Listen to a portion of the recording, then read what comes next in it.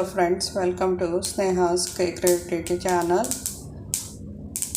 संक्रांतीला तुम्ही पुरण गुळाचे पोळी करू शकता.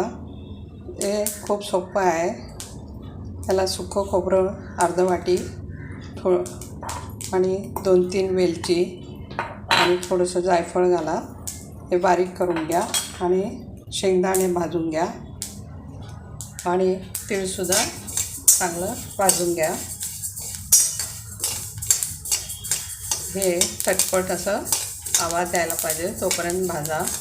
हे थंडीच्या दिवसात खाल्लं तर आपल्याला कॅल्शियम पण मिळतं आणि बॉडीमध्ये गरमी पण असतं, इन्क्रीज झालेलं आहे. चटपट आवाज पण येत आहे.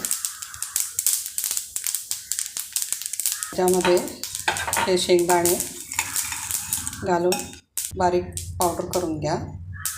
हे 1 वाटी तीळ आहे. तीळ पावडर करून घ्या. तिळाला पण ह्या बाउलमध्ये ॲड करते. हे ह्याच्यात ॲड करा आणि हे थोडं मिक्स करून घेऊ आणि एकदा मिक्सरमध्ये घालून त्याला फिरवून घ्या. म्हणजे गूळ एका क्वांटिटी जास्त असलं की 2 वेळा करायला लागते. म्हणजे गूळ छान ह्याच्यामध्ये मिक्स होते. असं छान मिक्स झालं की हे असं ऑइली होते.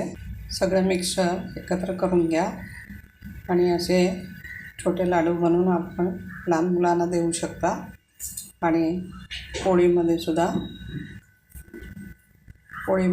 भरायला असं लाडू करून घ्या.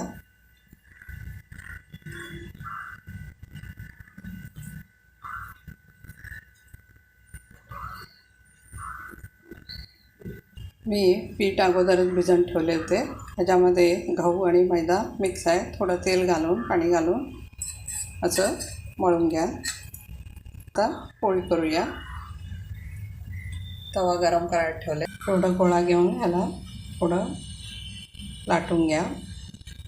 छोटं पुरी एवढं लाटून घ्या. त्याच्यामध्ये हे सारण ठेवून सगळ्या बाजूने असं गोळा एकत्र करा. अशी पोळी लाटून घ्या.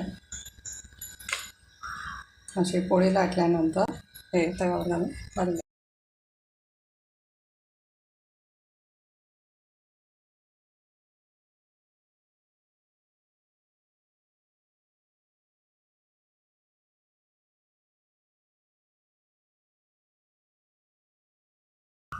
तिळाचे पोळी सर्व करायला तयार आहे. हे तुपाबरोबर सर्व करायचं, कारण डायजेशनला तीळ शेंगदाणे हेवी असते. तरी पारंपरिक पद्धतीने केल्यानंतर हे डायजेशनला चांगलं म्हणून तुपाबरोबर खाल्लं जाते. तुम्हाला हे व्हिडिओ चांगलं लागलं तर प्लीज लाईक करा, शेअर करा आणि सबस्क्राईब करायचं विसरू नका. आणि कमेंट सेक्शनमध्ये कमेंट्स करा. व्हिडिओ पाहिल्याबद्दल धन्यवाद. फेसबुकवर फॉलो करणं विसरू नका.